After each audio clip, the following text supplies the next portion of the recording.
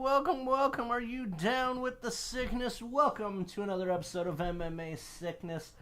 Doing a nice little recap today of some absolute craziness. Keith, I want to start off with what shocked the world, or at least Australia. Keith, what happened? Oh, we're talking about we're going to talk about the Darren Till fight? Yeah. Yeah. I think everybody slept on Jorge Masvidal, first of all. I couldn't believe just overlooking the guy, number one. Granted, Darren Till is an amazing fighter. Wow.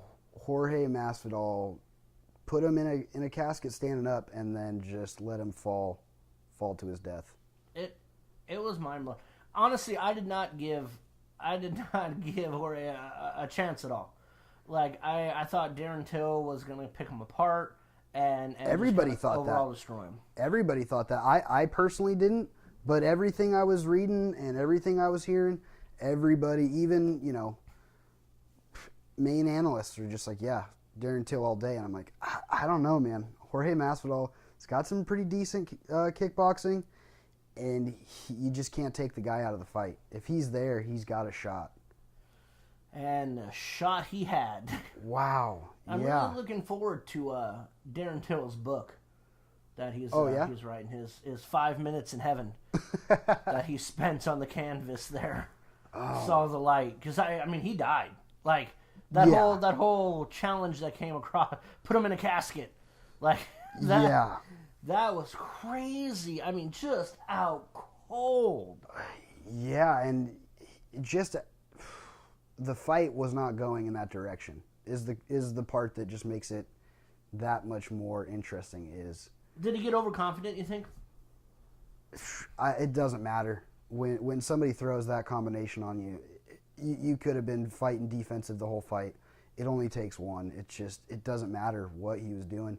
I think some confidence, some cockiness, just based on the fact that everybody in the media all he hears is, oh, he's just going to walk through this guy. So when you go in thinking you're going to walk through somebody, yeah, your guard's probably a little bit less sharp. Yeah. Right. Yeah, it was impressive to say the least, for sure. So then, do you give Masvidal somebody in the top 3 then, right? Yes. Okay. For sure. I think we agree on that. I don't know. Top 3. After the 3-piece in the soda. Oh, God, that is just a beautiful combination that he lands, first of all. And just no hesitation is just, you got to respect the guy. He takes no shit from nobody. So let that be known to anybody backstage. How is he not in trouble for this? I know we briefly covered this on from before on what the hell happened, but how is he not in trouble? I'm having a hard time wrapping my head around it. I just think I don't know what to say, honestly. I'd like to say that the climate is changing around these things, but the climate around backstage brawls can't be changing to where we're just going to let everybody get away with it. Right. Like, that is just straight assault, which obviously... it is assault. Or I guess apparently maybe Leon Edwards is not pressing charges. No, he's not. But that doesn't mean that you're not in trouble. Like, you can't... Yeah, when you lay your hands on somebody, cops usually say it doesn't matter if you're pressing charges. You hit somebody. We're taking him. Right. Like, absolutely. Like, I don't understand how... unless it's just a big UFC's paying it off, like, I don't know. We're brushing this under the rug. We can't have big things happening with the ESPN just happening. We're going to hush this up, and hopefully it blows over. Is that what they're doing with it? Or they really just are like, Jorge Masvidal is that much of a badass. It got us publicity. Let's just not even talk about it. How long ago was it that we got in big trouble for throwing an empty Monster can? I brought that up earlier. Is like it wasn't that long ago that you're getting $25,000 fines for throwing water bottles at a press conference. Yet Masvidal's on live TV throwing, a 4-piece combo there. Nothing happens. It's bizarre. Right. Yeah. All I can say is the guy's a badass. It's just a stone cold badass. Right. So maybe Dana White doesn't even want to fuck with that guy. He says, "Yeah, let's not suspend this guy." You know, he's. Well, do you think there's going to be? So you think there's going to be no suspension? I think it's going to be a fine. I feel like if there was going to be a suspension, we would have heard a lot more about it from Dana directly. Right. I feel like there's going to have to be a fine, and it's going to be it's a slap on the wrist. But that's just a bizarre punishment for what happened, I feel like. You know what's crazy is so many fighters came out kind of in support of Masvidal after that, basically saying, "Hey, don't suspend him, you know, you ain't about that life, like some people are, some people aren't." Like everybody's kind of like, you know, we're fighters, this is what we do. Sure. I mean, really? Sure? I mean, really? Like we get isn't like the whole point of this is like, "Oh, it's gentlemen, we fight in the cage." Blah blah blah. No, now it's just straight. I wasn't saying sure as in I agree with that. I was saying right. I had heard that. Yeah, I had heard that from, you know, social media, things of that nature. Do I agree with that? Honestly, to an extent, but not really. I mean, I just feel like when you're a fighter, you know guys like you've run into guys like Jorge Masvidal in your life, and you just kind of know. Unless you want to fight that guy, you don't really start anything. Leon Edwards knew that, and he barked up the wrong tree, and the tree got him, you know? Right. So I feel yes and no. I just feel like in this situation, when you know who Jorge Masvidal is, if you look at the guy wrong, it's going to start some shit. So I feel like yes and no. So Ben Askren tweeted out that Masvidal started the fight backstage with Leon Edwards so that he wouldn't have to fight him next. Ben Askren is a marketing genius. He can put his name on anything and try to spin it to where it's going to make him money. He's great at it. He's great at it. Speaking of that, that has to be the craziest stoppage I've ever seen in my life. Which, of course, is talking about Ben Askren over Robbie Lawler. Yeah, we're talking about exactly. I can't say it's the craziest stoppage I've ever seen. It goes up there just because of the hype around it. Number one, I mean, it's Askren's first fight. The guy's fucking everywhere on it. Right. Everything. So it all came into that correlation. Yeah, I mean, you could literally feel the air leave that building when that happened. So I don't know if you saw the pictures afterwards. So obviously the big hoopla about this is that Ben Askren had a bulldog choke on Robbie Lawler, which, you know, according to Robbie and everything, was over his ear and his jaw, not his neck or anything. So Robbie had his hand up and put his hand down, which in real time did look like his hand kind of dropped, like he had went out. Yeah, I've seen the footage exactly. Right. I mean, so Herb Dean picks it up, and Robbie Lawler keeps his hand up and gives the thumbs up for a brief second. Right. In real time, maybe hard to see, but you can see in the picture, like he's literally giving Herb Dean the thumbs up, I'm okay, boom, fight stopped.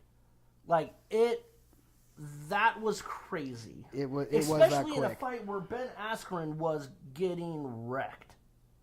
Absolutely getting pieced apart. Yep. And thrown around, number one. Nobody expected that. At all. Including Ben Askren. Right. I think Ben Askren went into that fight thinking, any type of grappling situation, I'm just going to out-technique, maybe not out-power Robbie Lawler because he's a thick dude. Who's going to out-power Robbie Lawler? He's just a thick dude, but he went in there thinking, I'm just going to out-technique this guy anytime I get my hands on him, and that couldn't be any further from the truth. Right. He got woken up by Robbie Lawler, for sure. And now, so, okay, let's talk about that for a second, too. So, everybody and their mother is calling for this rematch, except for the fighters. Have you noticed that? Robbie Lawler kind of did hey, that happens. I mean, it sucks. You know, it's okay, Herb. Ben Askren obviously is like, no, I love Robbie. I don't want to fight him. I want to fight blah, blah. Ben Askren being Ben Askren. Yeah, and, exactly. And everybody's writing Ben Askren off as, oh, you're too scared to fight him again. But Robbie's not calling for the fight either.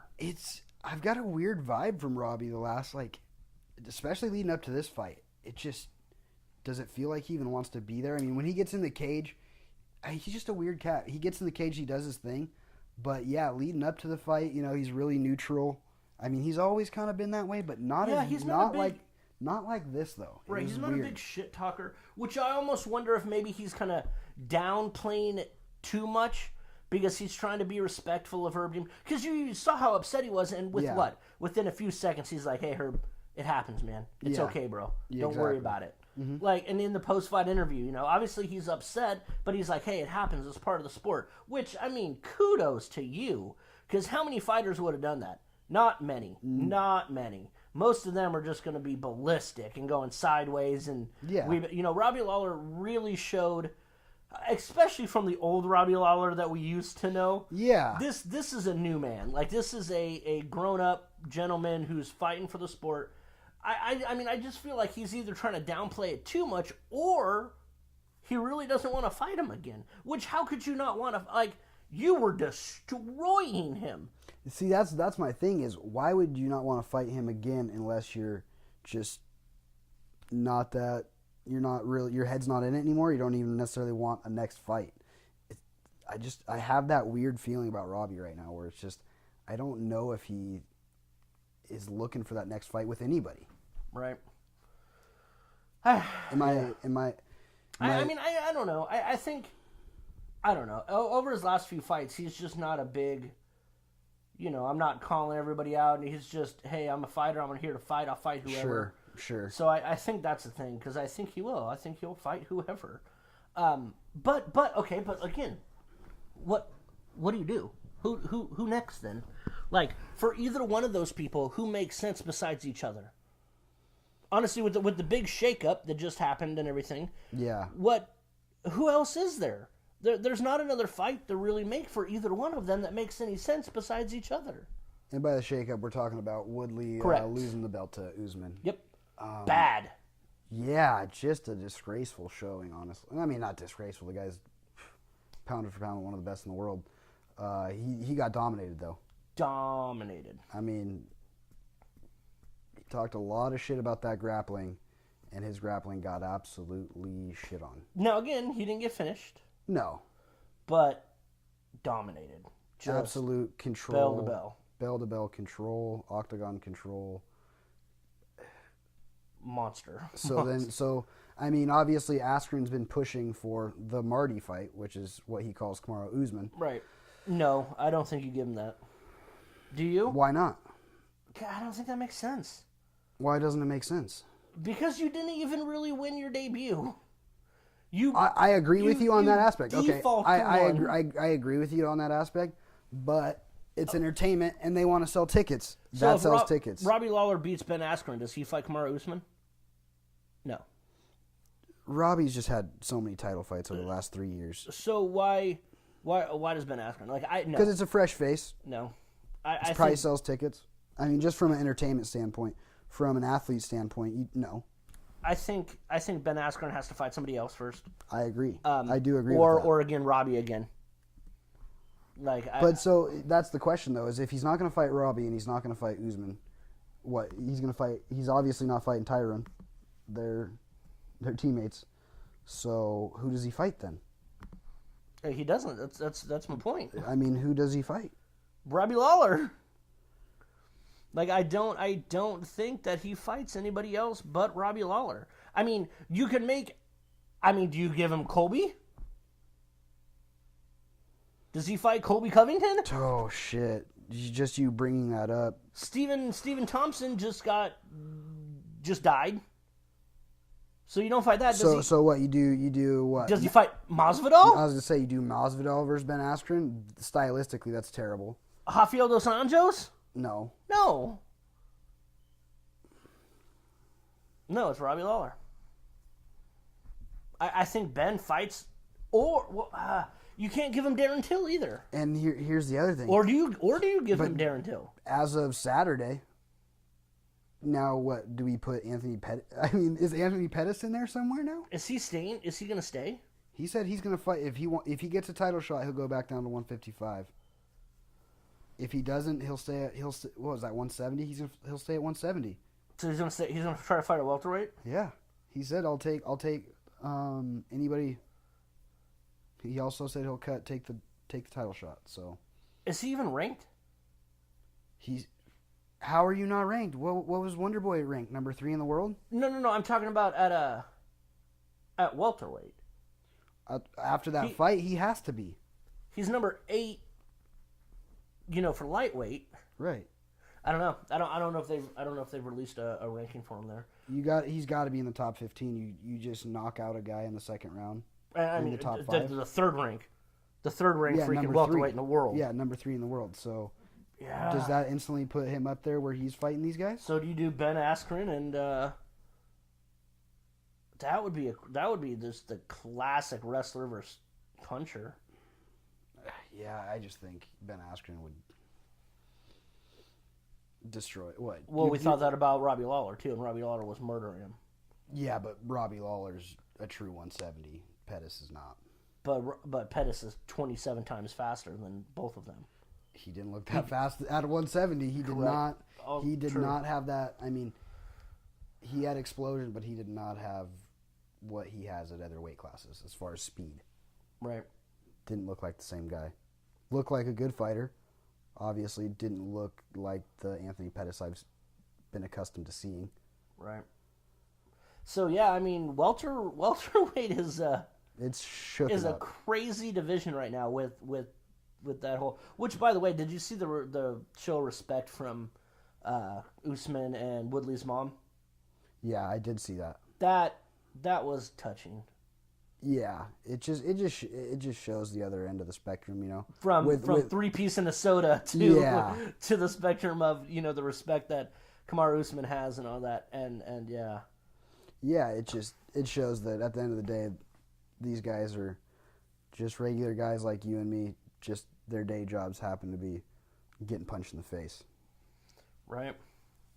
I mean, another division obviously that's shaken up too is the lightweight division.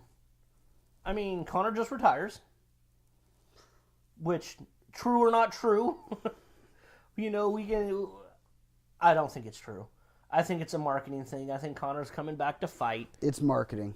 We're all in just a marketing scheme that him and Dana have been cracking up for the last 3 months.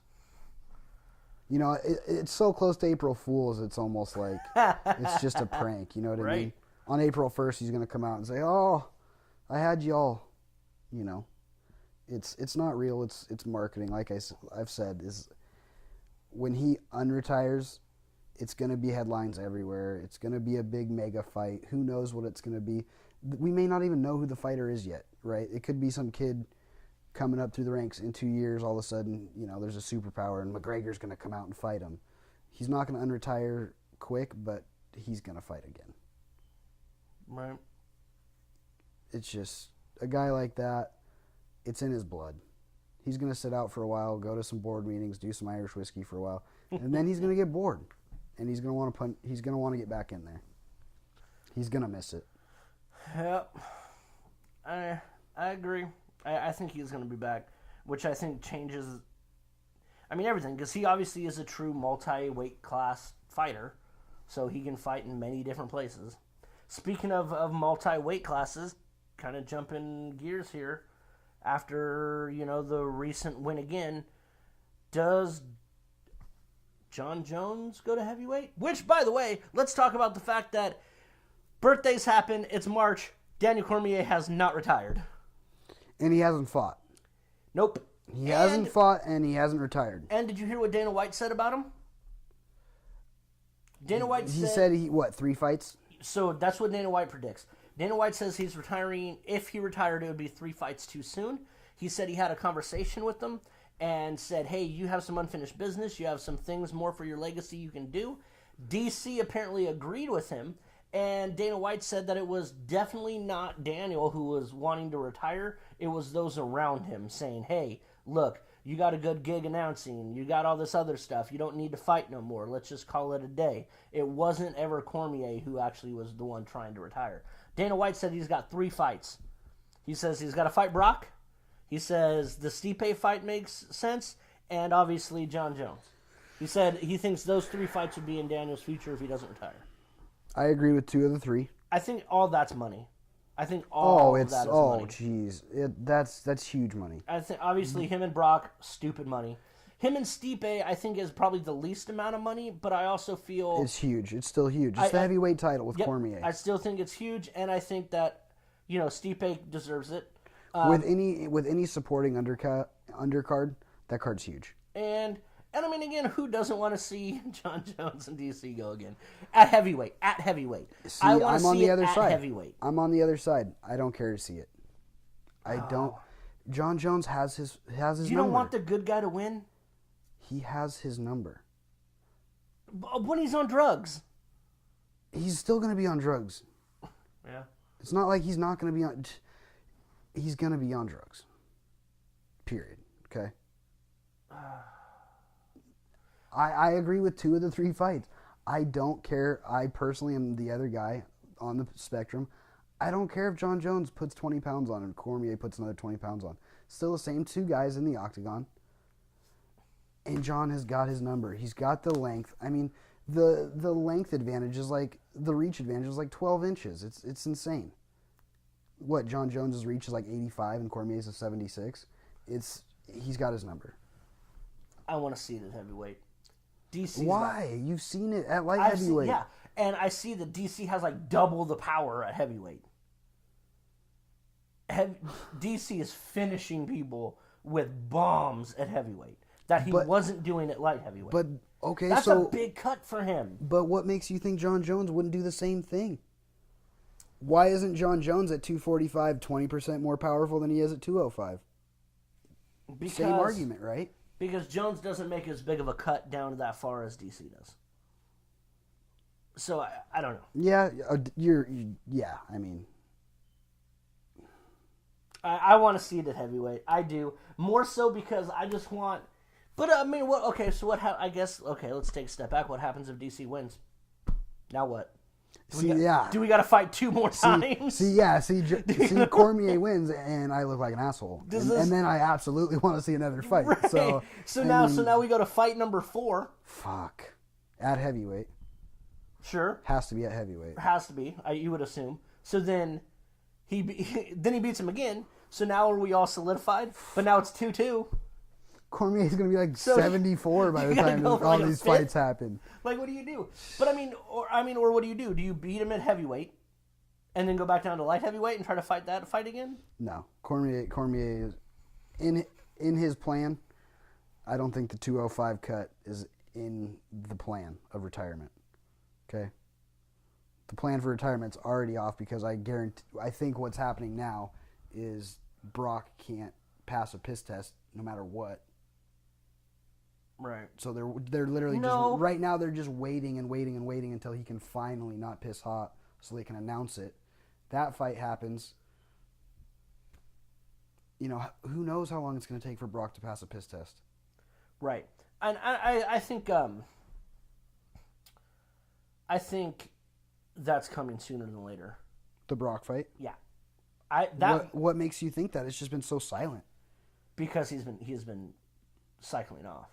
Oh, absolutely. Oh, he definitely has been. I mean, you can see it. Right. Do you think... You ready? Uh-oh. Do you think it's soon enough for an international fight week in July? Brock Lesnar? It makes sense. It makes sense. You'd have to announce it soon. That's what we thought last year. And there was all kinds of stuff just getting announced way late. Remember that? Yeah. I was there. It was, yeah, exactly. It was nuts. I think it just makes the most sense to announce it as soon as possible. But what if Brock hasn't passed the test? What if they would have announced it a month and a half ago, but the guy just, that nuclear piss just can't pass a test? I agree. So they're just waiting. I think that's what's happening. Yep, I agree. I think it's definitely they're kind of waiting, and they're probably doing their own tests and all that to figure out when he can. Because, again, Dana's saying that he's expecting it by summer. That he expects Brock to fight before the end of summer. When did he say that? About a month ago. Okay, so he's getting close, basically. Yep.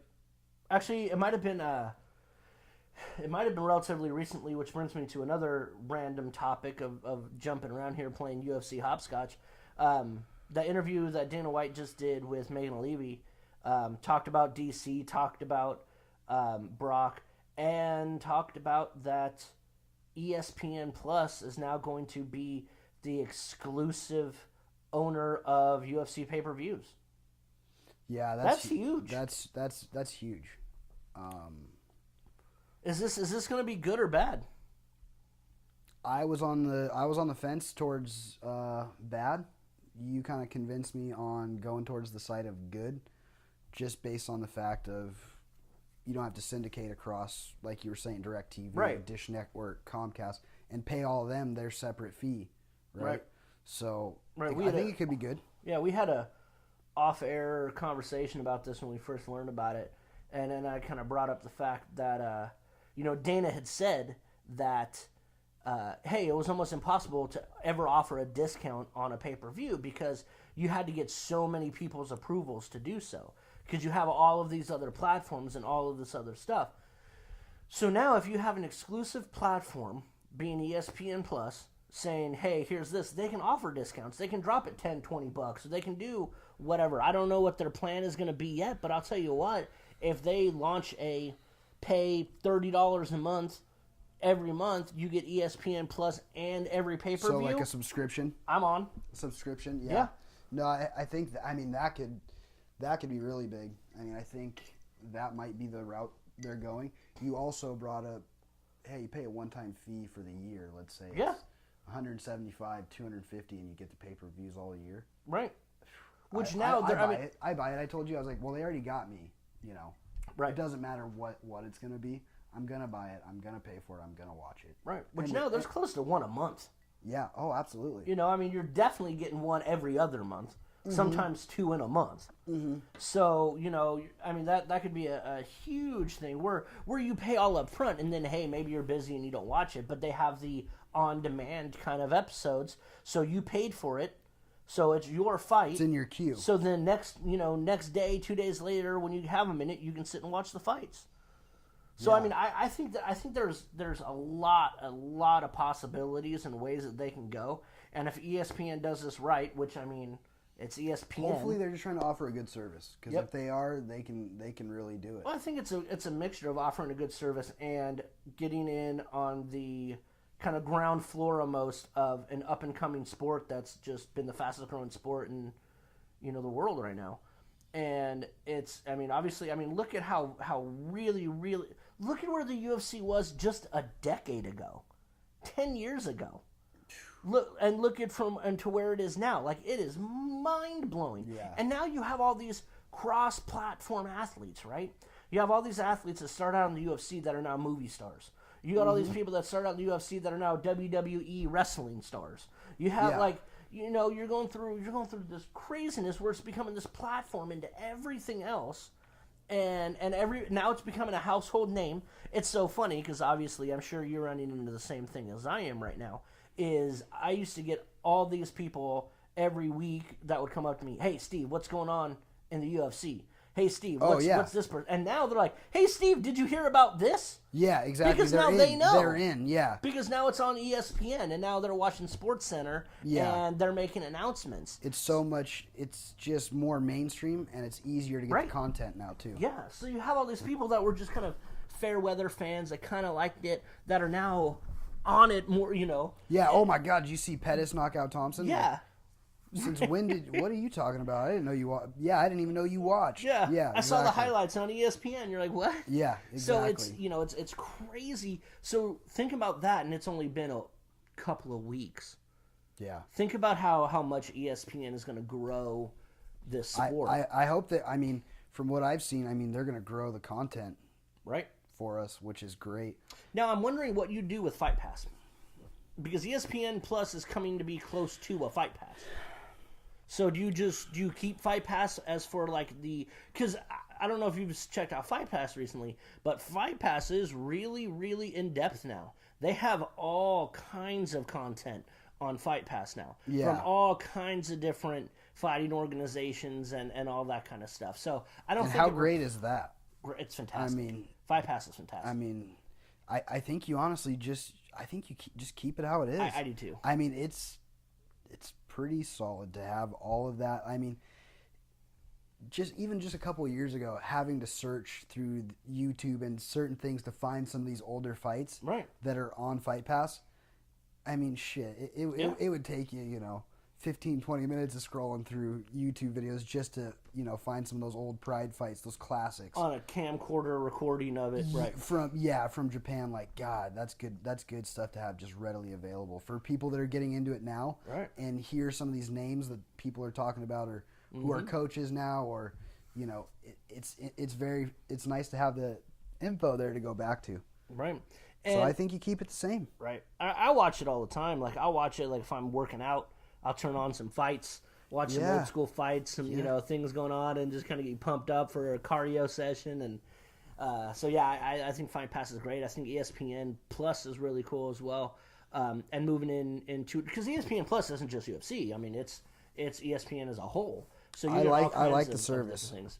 And so I think becoming an exclusive holder of that could be huge, depending on what they do to it. Yeah. Or they do nothing, right?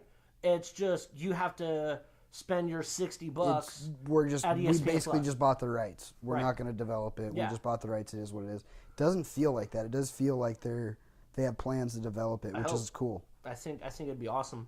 Yeah, I think ESPN's going to do a good job.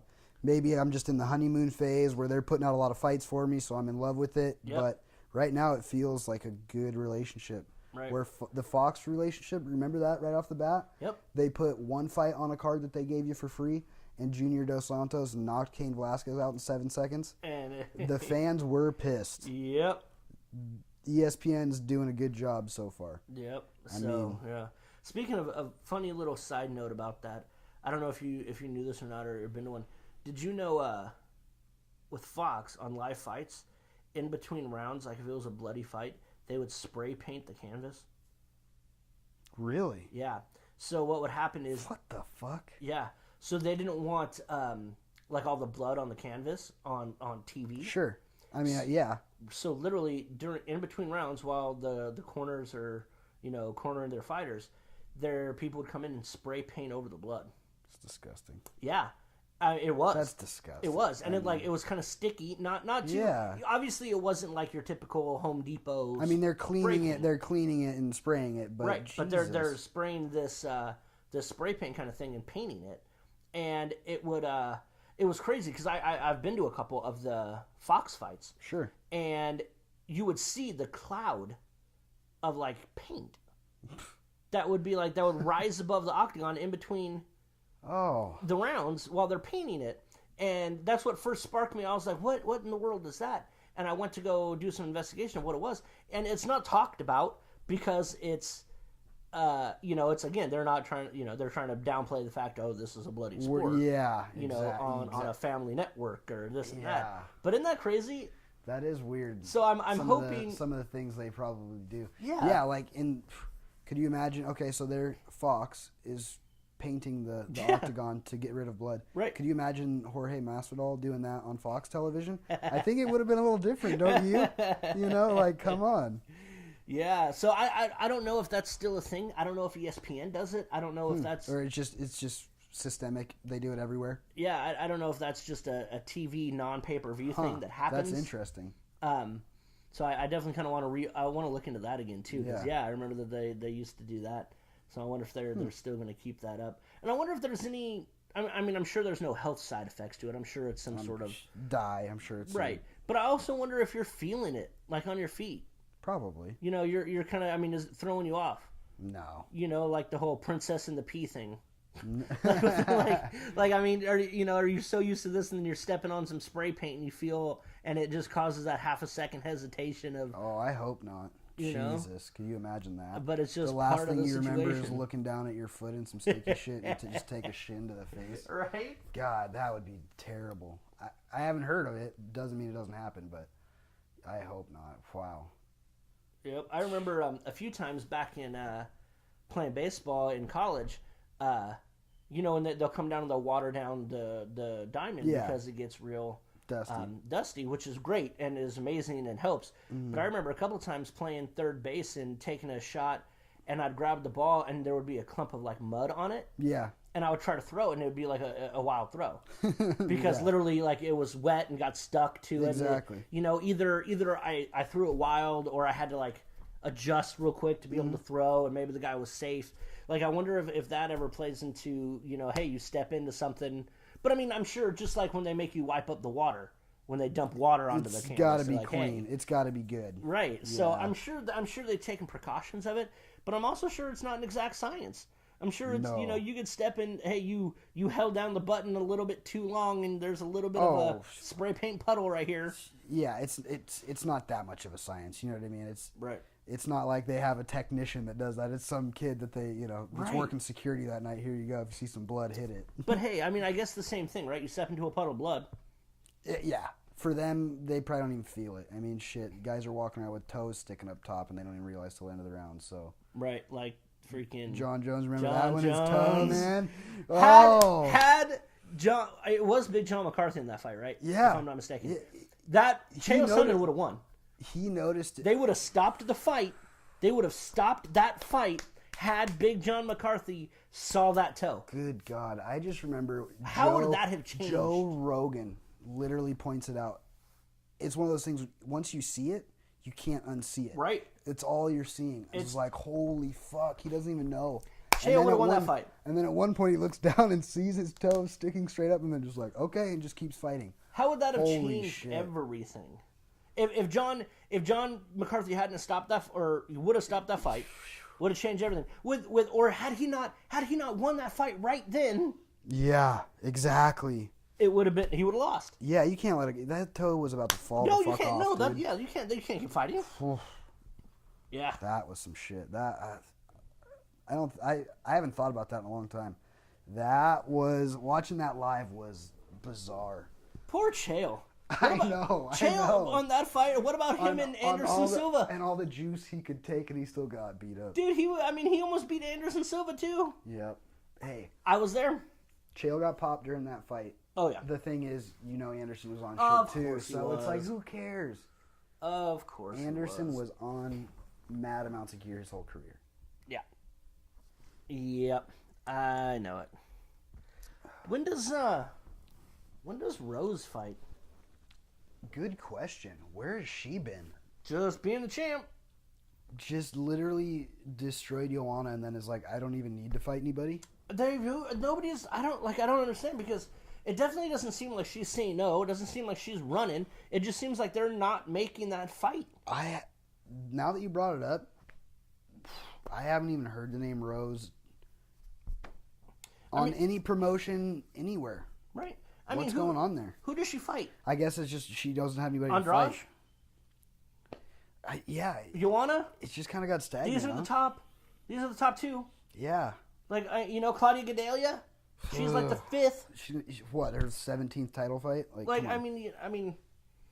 Yeah, I guess what? Yeah, that weight class too is kind of at a weird stagnation right now as far as who do you have her fight. I don't want to see her fight Joanna anymore because it's just It's just not going to happen. I mean, you won twice. Yeah, you got it. I mean, unless again, Joanna just comes back and beats everybody 3 or 4 times, and they have to fight again. But again, what you're gonna not fight for 40 years and then defend your title like 4 years later? Yeah. Yeah. There's just not even a name there that they can build anything off of. Because all those options that you just said, I was like, I'm not even interested. Right. And you can't expect her to go up. Like, does she go up and fight Valentina? That's actually a decent matchup for her. She definitely doesn't go up and fight Amanda Nunes. Dude, nobody goes anywhere to fight that chick. When she was coming up, I saw that boxing and that reach, and I was like, that girl is dangerous. I'll watch. And then they made the matchup with Ronda Rousey. I'm like, that stylistically is the worst matchup to put Ronda against. Are you kidding me? I didn't. I mean, did you expect the Cyborg Nunes fight to go like that? Oh, fuck no. I expected it to maybe end like that, but that was just an absolute ass beating. It was bad. Like, Cyborg had absolutely not a shot in hell. Not a shot. Nobody saw that coming. Like, that was... I thought it was going to be a war, and it wasn't. It was not. Nobody saw that coming. That one was crazy. There's been a lot of mix-ups this past year and a half of these divisions, man. Which is getting entertaining. You're not stuck with these. Hey, so it's at this point, if you're making a run as a champ, and you're on a 4-fight win streak, like that's a lot. Oh yeah, that's a lot. Rather than I've defended the belt 47 times. Yeah, it's right now is a good time to be a fight fan, just because of the mix-ups and the way the sport has evolved. Where, 5-6 years ago, even a guy like Anderson Silva, who's very well-rounded, can just dominate the sport for 6 years. It's not like that anymore. I got 2 predictions of future champs for you. Ready? Sure. Israel Adesanya is going to be a champ. I agree 100%. Okay. And you ready for an even longer shot? Well, it's got to be a longer shot than that one, because that one's not a long shot. That one's not a long shot. Yeah. Johnny Walker. Ooh, yeah. I do. That kid, I do like that. Honestly, kid's good. The last 3 or 4 fights of his that I've seen, impressive. That last fight. He's ranked now. He better be. Yeah, he's 13th. To do that was. Yeah, he's ranked 13th in the lightweight division now. No, that's a shitty division to try to. Your champ's John Jones. Fuck. Yeah. But. Johnny Walker is the shit. He is the real deal. He is the real deal for sure.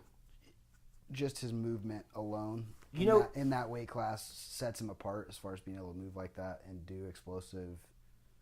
You know who I want him to fight next? I think he makes a big jump. I don't think you give him. I think you give him top 5, not top 10. Give him somebody with a name. Let's see what happens. I say Gustafsson. I like that.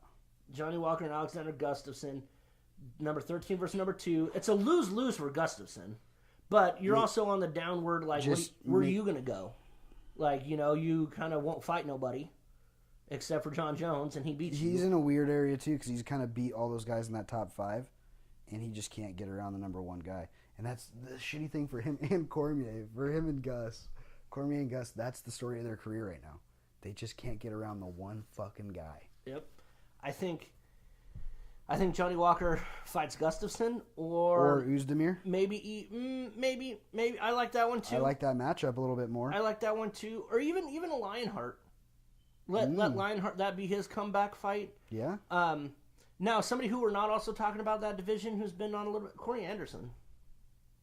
Yeah, that's actually not a bad matchup too. But I think stylistically, Walker goes through Corey Anderson. I do too. I think I like Johnny Walker Alexander Gustafsson fight. Mm-hmm. Because then again he wins title shot. Yeah, I think. Oh, absolutely. Out of his last couple of fights, you give him a title. Yes. You give him a title fight Yes. right away after Yes. another win. After these, no. After a win against somebody like Alexander Gustafsson, who's the number 3 ranked in the world. But against Corey Anderson, no. Maybe not. Right. I still think because it's not like Corey Anderson's going to win his next fight and get a title shot. No. You beat Corey Anderson and one more. Who's what? Corey is 8. He's probably like 7. He's number 8. Yeah. So Corey Anderson being number 8. You still need to fight somebody in the top 5. But I think he could surpass that now and fight somebody in the top 5. You're not going to fight. He's not going to fight Daniel Cormier. So and the number 1 light because he's still ranked in light heavy. Yeah. As number 1 light heavy. So that's obviously not a thing. Gustafsson number 2. So you could fight that fight. Now here's Johnny Walker, Thiago Santos, who's like the number 3. That fight right there that's the top prospect fight. Those are the 2 top prospects in the weight class. You make those 2 fight, then you know who the number 1 prospect is. There you go. But from Dana White's standpoint, do you make your top prospects fight each other that young in their career? Probably not. Probably not. Now I would love to see it. Here's the thing I think that matchup is exciting as fuck. I don't think you give. Excuse my language. I think you could give. I don't think you give Thiago Santos 2 fights before a title shot. If being the 3rd ranked guy, if you beat the next person, you get a title shot. Yeah. You just do. So you can't. You couldn't make Johnny Walker, Corey Anderson, and then Walker wins, and then he fights Thiago. Unless you just hold off Thiago from fighting for the next year. No, you can't. That guy needs to be fighting. So, you know what I mean? So if they both take a fight, Thiago doesn't need to fight 2 people for a title shot. No. So maybe he does fight a Corey Anderson or an Oezdemir. Yeah, so basically what you're saying is they make that fight now. Or it's not going to happen for a while. Yeah. Right. Yeah. So I think Johnny Walker, though, he's 1 to 2 wins away from a title shot. I agree. Especially if they're half as exciting as his last ones have been. Yeah. If he goes out there and has a Francis Ngannou fight and it's a dud, then he's got other issues to deal with there. And I think Santos is 1 to 0 fights away from a title shot. He either gets the next title shot. Yeah, just because John Jones just put Smith away, so it's like next guy up. It's not going to be freaking Gustafsson again. No. So who's next? It's Cormier or Santos. Yeah. So, yeah, I agree. So if John Jones... And if you want John fighting every 3-4 months to just milk that cow, you just make that matchup now. If John will fight that often. I think he's from what I can tell, he's motivated to just fight a lot right now. But do you have to as a champ? Like as the champ, do you fight 3-4 times a year? No. You don't do that as a champ. When you feel guilty and you want to win some fans back and you've been laid off for, a total of 2.5 years through your career, maybe you just want to get some fights in. Speaking of champs not fighting, poor Robert Whittaker. Yeah. Heartbreaking. I mean, that guy just... Heartbreaking. No matter what he does. And he's a stud. Absolute stud. That is a... But I'm getting frustrated as a fan. For those of you who don't know about what happened recently with Robert Whittaker, that's scary. Yeah. So basically, he had an abdominal issue that they released, and he was out of the fight, went in for surgery.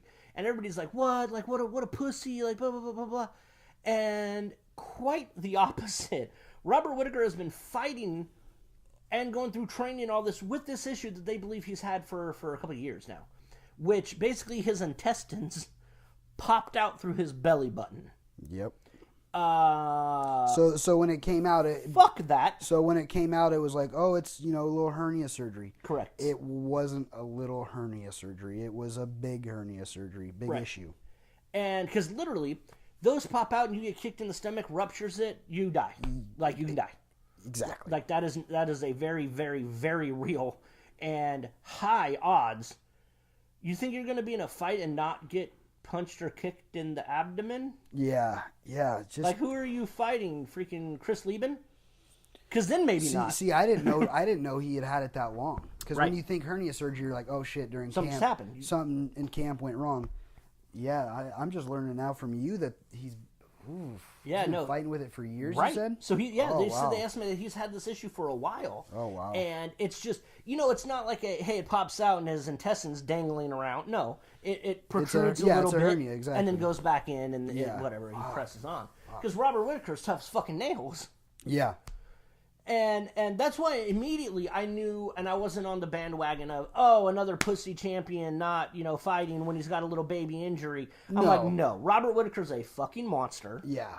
And something is going on that's much more than a hernia. And came out that it was.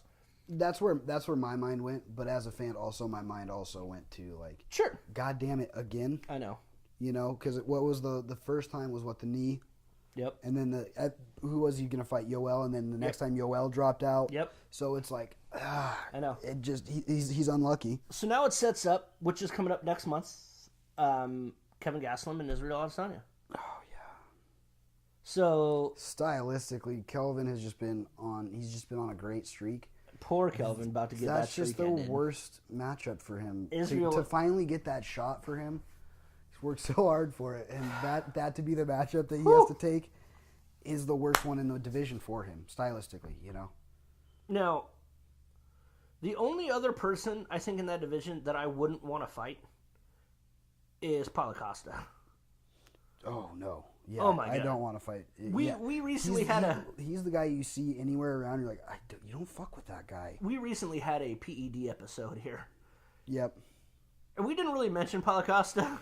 He's if he's not doing performance-enhancing drugs, good on I him. want to hire his freaking nutritionist. Yeah, if he's not on something, that dude is huge, or has in the past for years to put that on. Huge. It's what an intimidating person. Like, some of these fighters you see and you're like, just looks like a regular guy. That guy just permeates. I'll fuck you up. Yeah. I don't care who you are. I don't care who you are in that division. And you don't want to fight that guy. His reach is long, and he throws bombs. Look at him embarrass Uriah Hall. Yeah, that was eye opening. Right. That introduced a lot of people to who Paulo Costa was. Yeah, I knew he'd been wrecking through people, but that was like, okay. Yeah. Here we go. Yeah. But, yeah, I think outside of Israel, I don't want to fight Paulo Costa. Or Robert Whittaker. I don't think anybody wants to fight Robert Whittaker. No. That dude. I just feel so bad for Kelvin. He finally gets the shot, and he would have been better off. I think, personally, he would have been better off. Him and Whittaker? He has a better shot beating Whittaker than he does Adesanya. Not because Adesanya is better than Whittaker. I'm not saying that. I'm okay. You can say that. Stylistically, though, Kelvin is not designed. His style is not designed to beat this guy.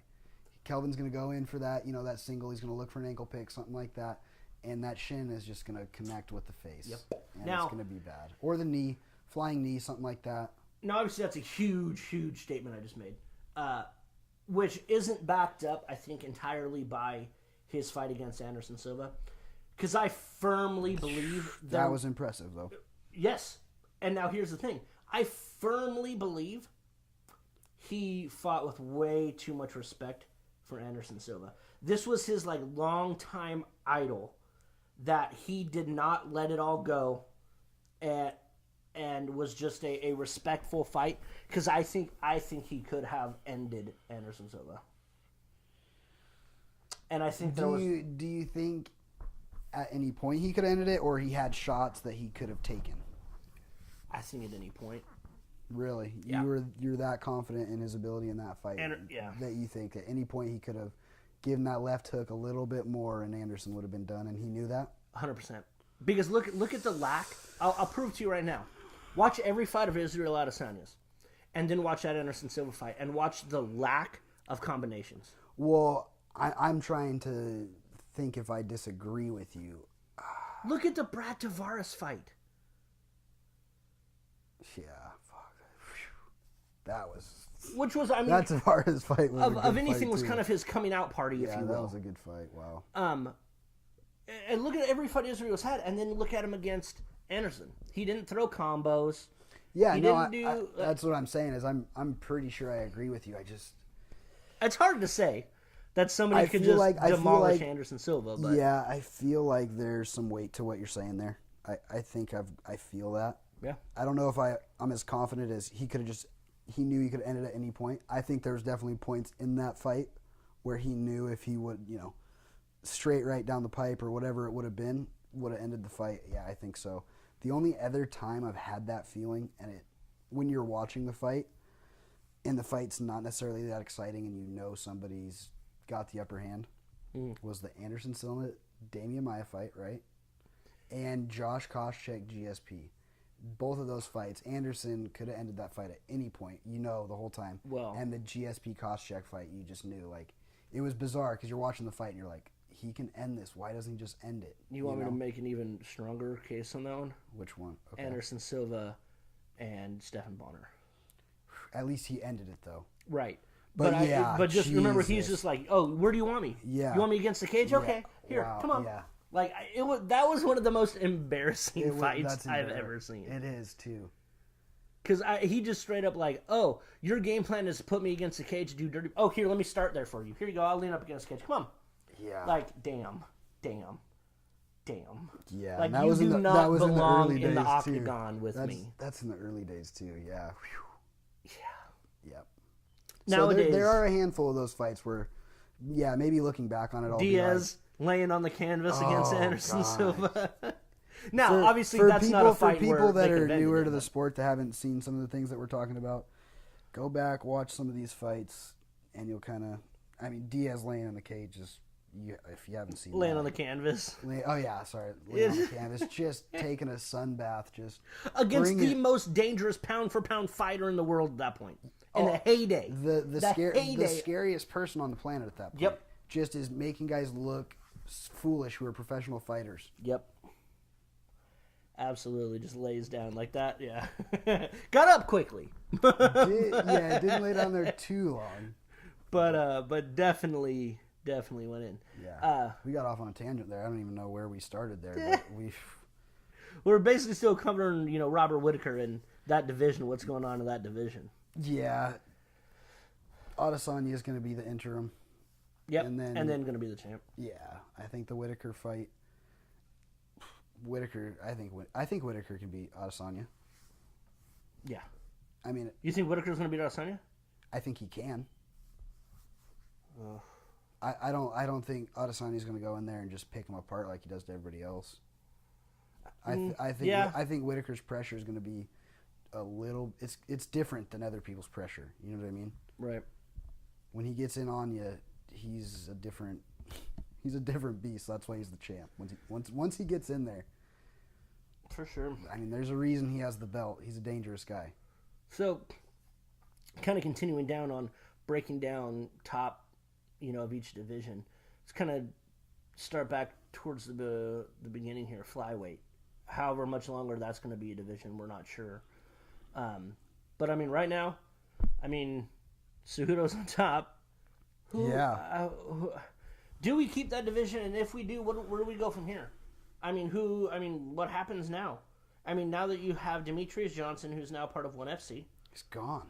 Along with some other really good fighters, actually. ONE FC is kind of putting together a little, little situation. You got Misha Tate, my girl. Misha, what's up? VP over there doing some big things. They got they got Demetrius over there now. Sage Northcutt's over at ONE FC. Yep. They got Rich Ace Franklin over there helping out. Not fighting. He's not fighting, guys. I'm sorry. Come on. I know that everybody's excited that BJ Penn's coming back to fight next month or the month after, and we're having Chuck and Tito just fought. I understand, but don't worry, Rich is not fighting in ONE FC. Don't worry, guys. It's not 2007. You're not in a time machine. Don't count it out. You never know. Let me tell you, that's got to be the baddest math teacher on the planet. Wow. So they're putting together a nice little squad. But that being said, it really, is there any reason to have the flyweight division anymore? If you would have asked me the same question a year and a half ago, 2 years ago, I would have made the biggest argument for that division. Because of DJ, because of just the level of ability that guy had as far as footwork. Everything he did was, from a martial arts standpoint, on point, beautiful. Outside of him, a lot of it looks the same as far as all the way up through these other divisions. And if guys are going to fight in the pocket and do that kind of fighting, it's honestly, in my opinion, more exciting to see it with heavier guys. So, let's talk. Okay, so let's break down the top five of the flyweight. Is obviously you got Cejudo as the champ. Number one is Formiga. Right. And you're going to have 2 is Benavidez, or 3, however you want to look at it. Or number 2 is Benavidez. I think 3 is Ray Borg. Yeah. Yep. And you got Wilson Reyes at number 5, and number 4 is I can never pronounce his name. That Diverson. I apologize, my friend. I can never say his name. Figueredo. He's number 4. So that's all. They've all kind of beat each other up. They've all kind of. Yeah. There's nobody. Like I said, a year and a half ago, I would have just made the biggest, pitch for that division. Now I'm just. You just make them all go up and fight bantamweight? I think you just make them all move up or, move out. It just, the weight class just feels stagnant. The fact that Benavidez is still there and in that top 4, it's just how many times is the guy going to fight for the belt before it's what else are we going to watch? So. Both of these divisions, flyweight now moving into bantamweight. With TJ. Wherever the hell is going to happen there, that division's almost kind of a meh. You got TJ just surrenders the belt, so who gets the what do we do? So you don't have under TJ and Cody in that division. Let's just be honest, you don't have a name to hang the hat on right now. Well, Cody is not even in the top 5. That's what I'm saying in that division. But he's the most household name in that division. And Dom, and you got Dom, who's number 5. Sure. But I mean, other than that, you got outside of those guys, who are you gonna hang your hat on? Marlon Moraes, number 1. That sells nothing. Rafael Assunção sells. Number 2. No, I'm not talking shit about these guys. We're just talking. Sure. We're just talking about division. Selling tickets here. Aljamain Sterling. That's your bell cow right there. That's who you want to have the belt. And then you got Pedro Mahuos and Dom. Exactly. So that weight class. So do you make them all go to featherweight? Think about when Dana got the call from you, whoever is over there at USADA, that says, "Hey, you got a problem.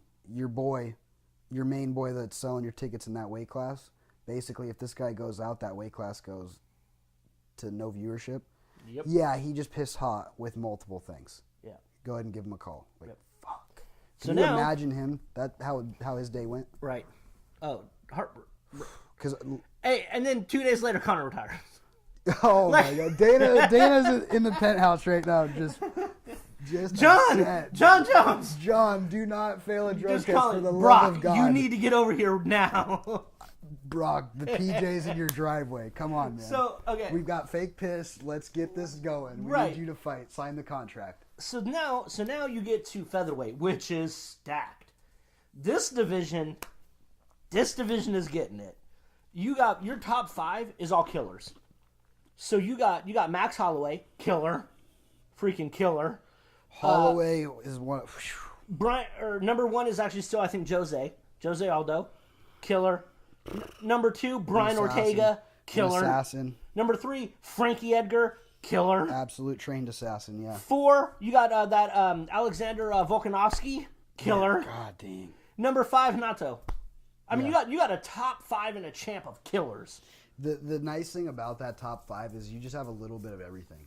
Like, you got Ortega, he's got that West Coast, like, just whatever, I don't give a fuck, I'll fight everybody. Then you got Frankie Edgar, he's from the East, he's from East Coast. He's, he'll fight anybody. All those guys in that top 5 are just guys that it doesn't matter. When they're on the card, you're getting your money's worth that night. And then even you can keep going down your top 10. You still got freaking kills. You got Cub Swanson down there, yeah. Jeremy Stevens, Ricardo Lamas. Like, I mean, you even your undercard fights are freaking monster fights. All those names you just said. Anytime I see them on a card, I'm like, it's gonna be the night will be okay. Yeah. It's not gonna be a wash. They're all coming to fight. That division is one of the most exciting divisions in the UFC right now. Yep. Then you stepping up and going into lightweight. What are we doing in lightweight? Conor's retired. You got okay, guys. Conor's officially retired for the next 3 months. So just, maybe yeah. By July, he'll be fine. So you got champ Khabib. What's going on with the suspension? I How don't long know. is he? He's in an NFL holdout, right? He's just saying I'm not coming back anyway for some reason. Does Dana ever make the Tony? You have to make. Dana White has said, I will never again make the Khabib and Tony Ferguson fight. He said it multiple times. But now you have to. Like, you have to. There's no other fight to make. Zero. You have to make Tony and Khabib. You have to. So that has to happen. Is Tony even fighting ever again? He's the number 1 contender. But I'm talking about his shit outside of the octagon. We don't even know if I know. he's going to clear a physical ever again. I know. And now you got Conor retired, so I guess number 2 steps up to be Dustin the Diamond Poirier. Oh, you love to say Dustin. Say it. Dustin the Diamond Poirier. But here's the thing. I give Dustin a hard time from kind of before. The kid's come out and put together. He's almost reinvented himself, if you will. And has actually come in as quite a stud. Now, I am still not on the Ally Kenta bandwagon. It's hard for me to get on this bandwagon from back in the day. It's funny that you brought it up because I was thinking about it the other day. I was having the same thought to myself is, God, he's won some fights recently, but how far can he go? Well, I mean now, legitly, what? Ally Kenta is the 3rd ranked. Yeah. In lightweight division. Yeah. Al Iaquinta. Maybe Raging we're watching him. Al Iaquinta. Yeah, maybe he's in the middle of a reinvent too. I mean, he absolutely is But it seems like he just came from the depths of despair and and just nothingness. He did. He came back from... I mean, again, and you put on a fight against the champ. I mean, what are you going to do? I mean, you can't write that off. Like, Well, you know your job's secure for a while. You did more to him than anybody else ever had. Yeah. So, out of nowhere, out of working at Starbucks. No, who was it? Patrick Cummins, remember? Yeah. He was working at Starbucks. They called him up UFC fighter the next day. But, like literally, I mean, dude, so that was impressive. Then you got Kevin Lee, who Kevin Lee is all about talking smack about Ally Quinta, and they want to do that. They want to run that back. Yeah. And Kevin Lee just likes to talk about anybody anytime for any reason. Anytime. Like, Kevin Lee is a guy that you could... He could be asleep. You turn a camera on, he's going to wake up and have something to say about something. He's just that guy. Well, speaking of which, it would also be 2 down from him, Justin Gaethje is also that guy. Turn that camera on. But then you also got Edson Barbosa. So, I mean, you got a solid top 5, 6 and a champ there. Well, right now aren't Gaethje and Barbosa slated to fight? Right. God damn, what a matchup that is. That's going to be fun. Wow. But hold on. Anthony Pettis is still right there, too. We got Pettis in there. If he goes back down to lightweight. I don't think Pettis wants to fight either of those guys at lightweight, to be honest with you. Is that why he went to welterweight, you think? Probably. I think, yeah. I hadn't thought about it until then, because I was just mainly thinking about weight cut. Right. But when you look at that, absolutely, it could be some weight class dodging. I mean, it happens all the time. It happens in college wrestling, everything. So, yeah. I think he's fought a lot of those guys, and he's lost to those guys. So, why not try something else, eat some food, try to bulk up and see what you can do, and god damn, did he do it. That he did. I mean, if you're going to go up and fight in a weight class above and take on a guy like that and to have results like that, you're on a different level of excitement. Right. Now, we kind of hit on this a little bit earlier, but just kind of, bringing it back. Welterweight, crazy shaking up now. You got Kamaru Usman as the champ. Number 1 still going to be Tyron Woodley. Number 2 is Colby Covington, who, I mean, just running his mouth and not getting a fight for it. Running his mouth and getting no results. It's bizarre. Dana really just despises that. You got Wonder Boy, who obviously just died. R.I.P. Wonder Boy. Right. Javier Dos Anjos. I mean, and then you got what? You got 3-piece and a soda. With Masvidal and Ben Askren. He's ready. Yeah. I mean, what do you do there?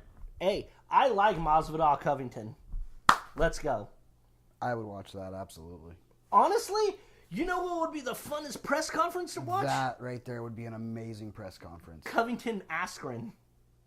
Oh, I was thinking Covington Masvidal, but Covington Askren. Covington Askren. That's even better. That would be a press conference. Holy shit, that's some fireworks there.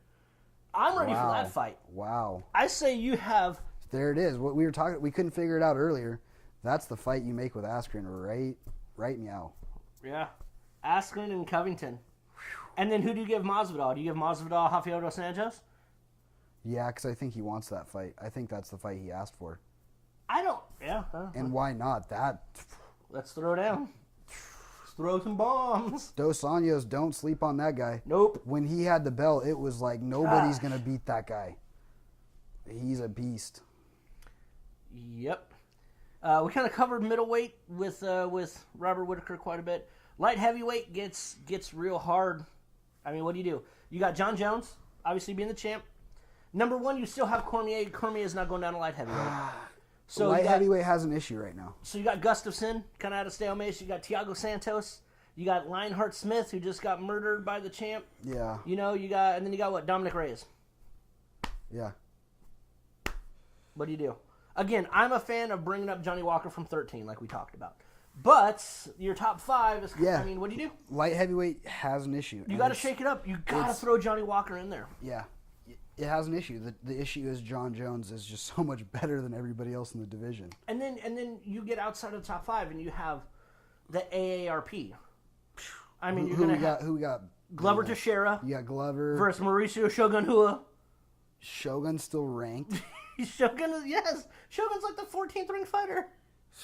Like, the fuck is this? That's what I'm saying here. 2011. Right. So that's what I'm saying. Trust me. That's what I'm saying. So Yeah, you got. I mean, yeah. No disrespect to the legend Shogun. No, Shogun's done some work, but wow. Now that's the issue with the light heavyweight division. It's other than Jones, nobody is on the same level. So you got nobody really challenging that top guy. Shout out to all my Game of Thrones fans who caught that reference there. That starts back up in just under a month now for the final season of Game of Thrones. You gotta get your binge watching in now, folks. Catch up. I've been catching up. Last night, Tyrion Lannister just made it into Marine, so he is now with Daenerys. So I haven't seen it all, but we're catching back up for the next season. Yeah. Kind of gets down. It's a long road. If you haven't started now, you're behind. Whew. So, I mean, heavyweight's in the same boat, though. Heavyweight is in a way more exciting boat than light heavyweight right now. Are they? Yeah. Okay. You have a champ who may or may not be retiring. He's not retiring. Your number one is Stipe. Cool. Right on. That works. Great champion. Your great fighter. Francis Ngannou. That's a great fight. Francis Ngannou's okay. He's a stud. Throw some heat. Then you got Junior Dos Santos, who just won. Yep. So, I mean, who's also kind of from before. You got Curtis Blaydes, Derek Lewis. I mean, there's some... Can we touch on Blaydes real quick? Yeah. Just from this past weekend. Right. Good performance. Got the W. Dominant performance. But what was all the shit talking about when you held the guy down for 3 fucking rounds? Right. You landed 19 punches throughout the fight. I mean, yeah, he did have that good straight. Knocked him down. Other than that, you held the guy down for 3 rounds, and you're just talking mad shit after the fight. Maybe there was something before the fight. Were they talking mad shit? I just was like, I know. It's just annoying. You know, you didn't beat the guy up the whole time. You won the fight. So, I'm gonna know that all sports is rigged if this happens. But, do you remember? You remember the hurricane, and in New Orleans? And then that year, Saints win the Super Bowl. Yeah, of course. Then you remember the flooding in Texas? Yeah. That year, Astros won the World Series. Yeah. If Bam Bam Tuivasa comes in here and wins the heavyweight belt, which, by the way, after the guy's got hands, not making light of a situation of one of the worst things ever to happen, a truly, truly disgusting white supremacist human being who went and shot up a bunch of innocent people. Yeah, let's... absolutely disgusting. I definitely wish the best for New Zealand, having lived there for a year and a half of my life as well. I love that place. Love the people. That was absolutely terrible and disgusting. But Tuivasa, I love him. You know who he's becoming really good friends with? Hands. He's got hands, man. You see who's becoming really good friends with? No. Cowboy. Oh. Him and Cowboy if you buddies. Can hang out with Cowboy, you instantly go up 2 notches in my book. And you know that you're a real person. Yeah, exactly. Cowboy's not hanging out with anybody that smells, smells of fakeness at all. Exactly. So that's cool. You got Tuivasa, who is just a real dude who, is buddies with Cowboy. Like they're funny. They've done a couple of like Instagram lives together. Okay. And just crack on each other the whole time and make fun of each other. Cowboy's calling them fat and they're calling each other like names and all that. It's fantastic. And I love him. I'm ready for him to make a run. Yeah, I'd like to see him fight somebody up in the top. Hey, Tuivasa versus Derek Lewis, I like. Oh, yeah. Stylistically, Tuivasa versus Overeem, I like. Ooh, Overeem, man.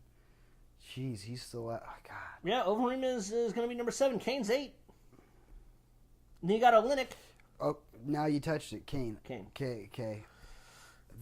You've seen the footage. To me, he got hit.